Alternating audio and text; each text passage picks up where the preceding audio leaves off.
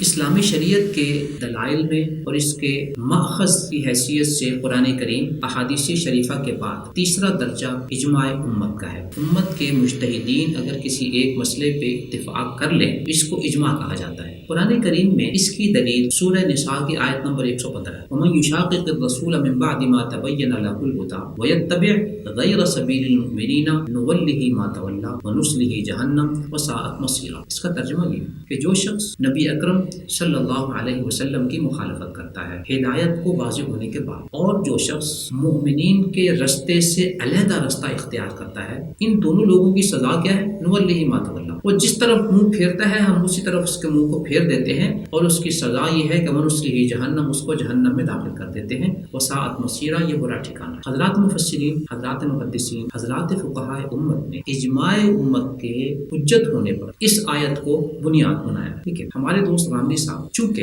اجماع کو تسلیم کرنے کے لیے ذہنی طور پر آمادہ نہیں، وہ اپنی کتاب مقامات کے صفحہ 157 پر اجماع کے دلیل ہونے کو دین میں ایک بدعت قرار دے رہے ہیں۔ لہٰذا یہ جو دلیل تھی محدثین، فقہاء، مفسرین کی کہ سورہ نساء کی آیت نمبر 15 اجماع کی دلیل ہے، تو وہ اس دلیل کے بارے میں اپنی کتاب مقامات کے صفحہ 158 پر لکھتے ہیں یہ استدلال کس قدر بے بنیاد ہے۔ یعنی سورہ نساء کی آیت نمبر 115 جس سے ان حضرات نے اجماع کے دلیل ہونے پر، اجماع کے حجت ہونے پر استدلال کیا تھا، وہ استدلال کو انتہائی بے بنیاد قرار دے رہے ہیں۔ لیکن وہ اپنی کتاب میزان کے وہ صفحہ 56-57 پر لکھتے ہیں، چنانچہ قرآن کے طالب علموں کو بھی چاہیے کہ وہ قرآن کو سمجھتے سمجھاتے اور اس کی کسی آیت کے بارے میں کوئی رائے قائم کرتے وقت کم سے کم تفسیر کی امہات کتب پر ایک نظر ڈال لیں۔ اس کے ایک سطر بعد وہ ان امہات تفسیر کا نام لکھتے ہوئے وضاحت کرتے ہیں کہ ابن جریر کی تفسیر، رازی کی تفسیر اور زمخشری کی الکشاف یہی تفسیریں ہیں جنہیں اس فن کی امہات کہا جا سکتا ہے۔ یوں محترم سامعین، آپ نے سنا کہ انہوں نے میزان کے صفحہ 56 اور 57 پر ابن جریر کی تفسیر، امام رازی کی تفسیر اور زمخشری کی تفسیر کو امہات تفسیر میں شمار کیا۔ اب ہم دیکھتے ہیں کہ یہ تفاسیر اجماع کی اس دلیل کے بارے میں جو سورہ نساء کی آیت نمبر 115 میں ہے کیا کہتے ہیں۔ امام رازی رحمۃ اللہ علیہ اسی آیت کے ذیل میں اپنی تفسیر مفاتیح الغیب میں لکھتے ہیں، ان الشافعی سئل عن آیت فی کتاب اللہ تدل علی ان الاجماع حجت، کہ امام شافعی رحمۃ اللہ علیہ سے سوال کیا گیا کہ کیا قرآن کریم میں اجماع کے حجت ہونے پر کوئی دلیل ہے، تو انہوں نے سورہ نساء کی اس آیت نمبر 115 کو بطور دلیل پیش کیا۔ امام رازی اس استدلال کو یوں بیان کرتے ہیں کہ مسلمانوں کے رستے کے علاوہ کسی اور رستے کی پیروی کو اس آیت میں حرام قرار دیا گیا ہے، تو جس کا مطلب یہ نکلا کہ مسلمانوں کے رستے کی پیروی کرنا واجب ہے۔ یہی اجماع ہے کہ مسلمانوں کے رستے پر چلنا چاہیے جس پر انہوں نے اتفاق کر لیا ہے۔ یوں امام رازی رحمۃ اللہ علیہ نے اس سورہ نساء کی آیت نمبر 115 کو اجماع کے حجت ہونے پر دلیل کے طور پر پیش کیا۔ آئیے امام زمخشری کی الکشاف، جسے خود غامدی صاحب نے امہات تفسیر میں شمار کیا ہے، وہ اجماع کی اس دلیل کے بارے میں کیا موقف رکھتے ہیں۔ وہ اپنی تفسیر الکشاف میں لکھتے ہیں، وَهُوَ دَلِيلٌ عَلَىٰ أَنَّ الْإِجْمَاعَ حُجَّةٌ، یہ سورہ نساء کی 115 نمبر آیت دلیل ہے اس بات کی کہ اجماع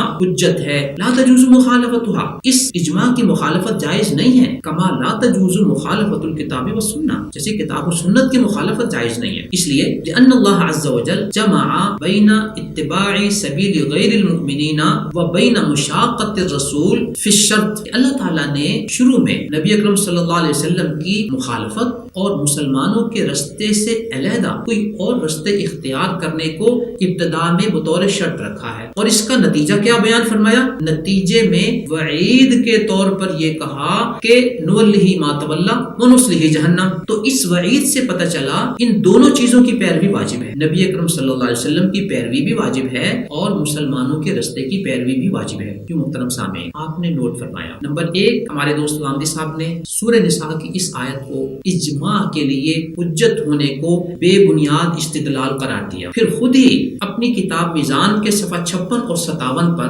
ابن جریر کی تفسیر، رازی کی تفسیر اور زمخشری کی تفسیر کو امہات تفسیر شمار کیا اور لوگوں کو نصیحت کی کہ قرآن کے طالب علموں کو چاہیے کہ وہ کسی آیت کی تفسیر تفصیل پڑھتے پڑھاتے سمجھتے سمجھاتے وقت ان امہات تفسیر کا مراجعہ کر لیا کریں۔ تو یوں میں نے آپ کے سامنے امام رازی کی تفسیر بھی بیان کر دی کہ وہ سورہ نساء کی اس آیت نمبر 115 کو اجماع کی حجت کے طور پر پیش کرتے ہیں، اور امام زمخشری رحمۃ اللہ علیہ بھی اپنی تفسیر الکشاف میں سورہ نساء کی اس آیت نمبر 115 کو اجماع کی دلیل کے طور پر پیش کرتے ہیں۔ یہ وہی دو امہات تفسیر ہیں جس کے مطالعے اور مراجعے کا غامدی صاحب لوگوں کو نصیحت کر رہے ہیں، اور جب ان دو تفسیروں میں یہ بات آ گئی کہ اجماع کی حجت ہونے کے لیے سورہ نساء کی آیت نمبر 115 بنیاد ہے، تو پھر وہ کس بنیاد پر یہ کہہ سکتے ہیں کہ یہ استدلال کس قدر بے بنیاد ہے؟ محترم سامعین، آپ نے اندازہ فرمایا کہ غامدی صاحب جو افکار پیش کرتے ہیں ان کے اپنے افکار، ان کی اپنی تحریروں میں کتنا